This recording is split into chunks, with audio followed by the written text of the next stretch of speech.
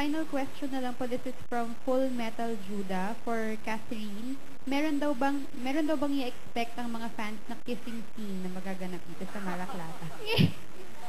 Wala po. Siyempre, magalit si Direk. Bawal po yun. Siyempre, may limitations po.